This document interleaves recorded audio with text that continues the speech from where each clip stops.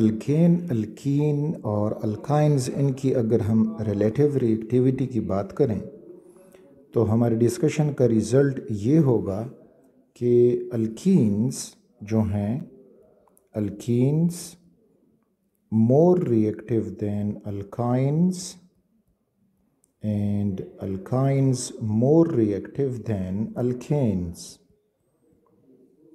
ये जब भी कोई कंपैरिजन हो रिएक्टिविटी की तो हमें ये याद होना चाहिए। अच्छा, अब समझते हैं कि आगे इसमें क्यों ऐसा होता है। तो पहले ये कि अल्कीन्स और अल्काइंस दीज आर अनसैचुरेटेड, जबकि अल्केन्स आर सैचुरेटेड। तो पहले हम सैचुरेटेड और अनसैचुरेटेड का कंपैरिजन करते हैं। सैचुरेटेड में कार्बन कार्बन में सिंगल बॉन्ड मौजूद होता है, जस्ट लाइक दिस।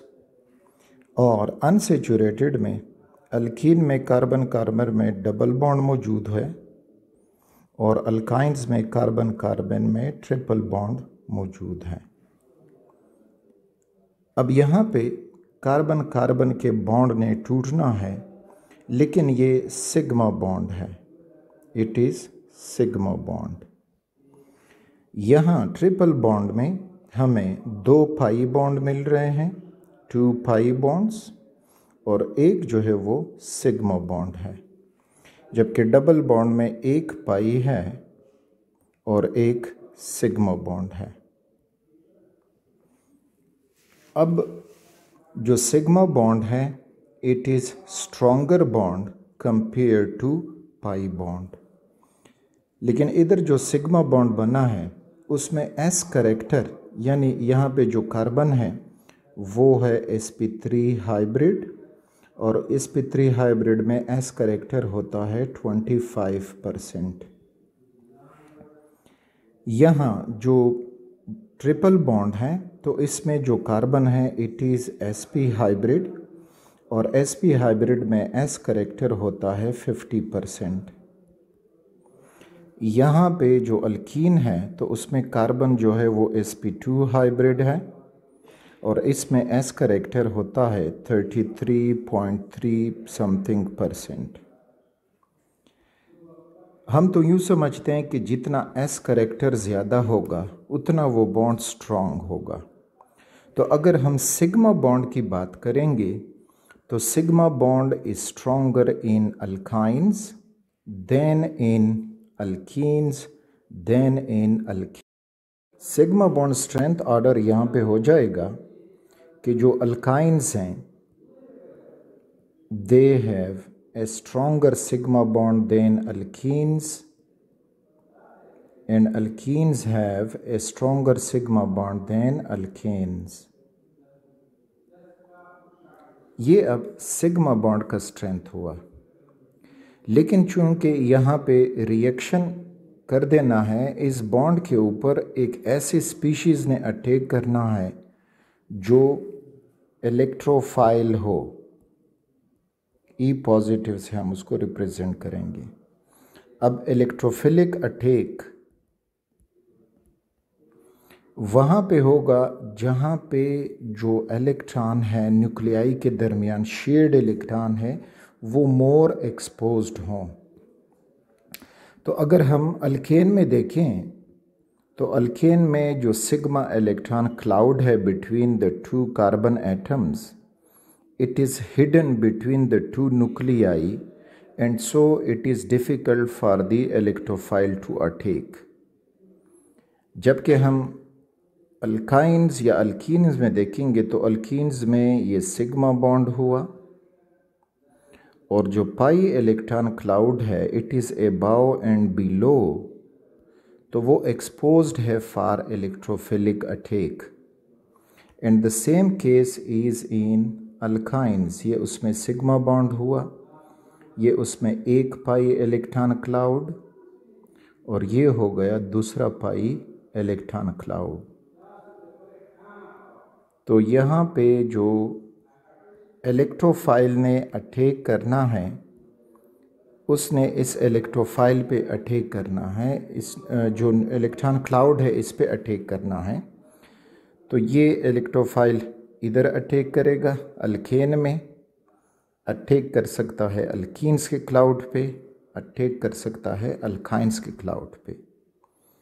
तो यहाँ पे अल्केन में सिग्मा इलेक्ट्रॉन क्लाउड जो है, एक तो ये सिग्मा बॉन्ड है और दूसरा ये जो क्लाउड है it is not exposed for attack, not exposed for electrophilic attack. तो इस वजह से अल्केन हो जाते हैं लेस रिएक्टिव। और इन दोनों में आगे कंपैरिजन दोनों की पढ़ेंगे, लेकिन अब अल्केन के साथ इनकी कंपैरिजन कर रहे हैं। तो इन दोनों पे जो इलेक्ट्रोफाइल अटैक है वो इजी है, क्योंकि द पाई इलेक्ट्रॉन, सिग्मा तो अंदर छुपा हुआ है, लेकिन जो पाई इलेक्ट्रॉन है they are exposed for the electrophilic attack. यहाँ पे हम लिख देंगे कि एक्सपोज्ड फॉर इलेक्ट्रोफाइल अटैक। तो ये एक बात है which makes alkanes less reactive compare to alkenes and alkynes. ये पॉइंट था कि अल्केन्स अल्कीन में जो है उनकी रिएक्टिविटी में क्या डिफरेंस हमें मिलता है। अब आते हैं अल्काइंस और अल्कीन के दरमियान। Alkenes are more reactive than alkynes. अब यहाँ पे इनमें देखते हैं कि यहाँ पे क्यों है। अल्कीन्स में कार्बन कार्बन डबल बॉन्ड मौजूद है और अल्काइंस में कार्बन कार्बन ट्रिपल बॉन्ड है। तो दोनों के इस बॉन्ड का जो कंपोजिशन है, स्ट्रक्चर है, मेकअप है, वो समझते हैं और फिर हम इस फैसले पे आएंगे कि why alkenes are more reactive than alkynes. यहाँ पे कार्बन जो है वो है sp2 हाइब्रिड, और यहाँ पे जो सिग्मा बॉन्ड है that is made by sp2 overlap से बना है, और उसमें s करेक्टर जो है वो 33.3% है। ट्रिपल बॉन्ड में जो कार्बन है दूसरे कार्बन के साथ वो sp हाइब्रिड है, और sp हाइब्रिड में जो सिग्मा बॉन्ड बना है तो उसमें s करेक्टर दैट इज़ 50%। जितना s करेक्टर बढ़ेगा बॉन्ड लेंथ डिक्रीज़ होगा। तो कार्बन कार्बन ट्रिपल बॉन्ड का जो बॉन्ड लेंथ है दैट इज़ 1.19 एंगस्ट्रॉम, जबकि कार्बन कार्बन डबल बॉन्ड का जो लेंथ है दैट इज़ 1.34 एंगस्ट्रॉम। और हम ये पढ़ते आ रहे हैं कि जितना बॉन्ड छोटा होगा वो स्ट्रॉन्गर होगा। तो अल्काइन में जो ट्रिपल बॉन्ड है it is stronger than alkyne, और कंपैरेटिवली अल्कीन में जो डबल बॉन्ड है दैट इज़ वीकर, क्योंकि ये लॉन्गर है। एक तो बॉन्ड लेंथ से हमने इनको कंपेयर किया। दूसरा, अब इलेक्ट्रोफिलिक अटैक। इलेक्ट्रोफाइल अब जब अटैक करेगा तो इसका अटैक अल्कीन्स के पाई बॉन्ड पे भी हो सकेगा और अल्काइंस के पाई बॉन्ड्स पे भी हो सकेगा। लेकिन अल्काइन में जो पाई बॉन्ड है या दोनों पाई बॉन्ड्स हैं they are more attracted by the nuclei, क्योंकि वो न्यूक्लियाई एक दूसरे के करीब हैं और ज़्यादा अट्रैक्शन लेते हैं इन पाई बॉन्ड्स पे। और यहाँ पे दोनों न्यूक्लियाई एक दूसरे से दूर हैं तो उनका बहुत कम अट्रैक्शन है अपने पाई बॉन्ड पे। तो इलेक्ट्रोफाइल का अल्कीन पे इजी अटैक होगा और जो अल्काइंस हैं उन पे उसका हार्ड अटैक होगा। तो ये स्ट्रेंथ ऑफ बॉन्ड और लेंथ ऑफ बॉन्ड की वजह से आपको ये रीज़न मिला। दूसरा रीज़न इलेक्ट्रॉनिक डेंसिटी की। इलेक्ट्रॉन डेंसिटी को समझेंगे कुछ यूँ कि जो अल्कीन्स हैं तो उनमें एक पाई बॉन्ड मौजूद है और वो स्फेरिकली सिलेंड्रिकली सिमेट्रिकल है। और अल्काइंस में भी आपको मिलते हैं 2 पाई बॉन्ड्स, और वो भी सब इसी तरह से अरेंज्ड हैं। अब अल्कीन पे जो पाई इलेक्ट्रॉन क्लाउड है, पाई इलेक्ट्रॉन, तो वो लेस वॉल्यूम ऑक्यूपाई कर चुके हैं, जबकि अल्काइंस में पाई इलेक्ट्रॉन्स उनका मोर वॉल्यूम ऑक्यूपाई कर चुके हैं। तो अब अगर हम देखें तो density equals to mass per unit volume. Volume बढ़ेगा तो डेंसिटी कम होगी, वॉल्यूम कम होगा तो डेंसिटी ज़्यादा होगी। तो अब इलेक्ट्रोफाइल के लिए जो चार्ज डेंसिटी है, तो वो जो अल्कीन्स हैं वहाँ पे चार्ज डेंसिटी ज़्यादा है, क्योंकि वॉल्यूम कम है। तो जब वॉल्यूम कम होगा डेंसिटी ज़्यादा होगी। और दूसरी तरफ जो अल्काइंस हैं, तो यहाँ पे जो वॉल्यूम है वो ज़्यादा है, तो ज़्यादा वॉल्यूम की वजह से डेंसिटी कम है।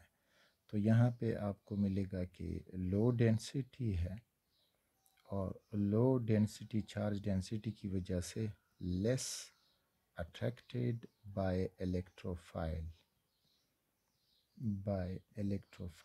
जो इलेक्ट्रोफाइल की अट्रैक्शन है वो अल्काइंस पे कम है, जबकि अल्कीन्स में लार्ज डेंसिटी है। जब लार्ज डेंसिटी होगी तो इस वजह से मोर अट्रैक्टेड बाय इलेक्ट्रोफाइल, तो इलेक्ट्रोफाइल जो है यहाँ पे इजी अटैक करेगा। So this was the reason कि अल्कीन्स क्यों मोर रिएक्टिव हैं देन अल्काइंस। और साथ साथ में हमने ये भी पढ़ा कि अगर सारे एलिफेटिक हाइड्रोकार्बन्स हैं तो उसमें फिर alkenes are more reactive than alkynes and alkynes are more reactive than alkanes.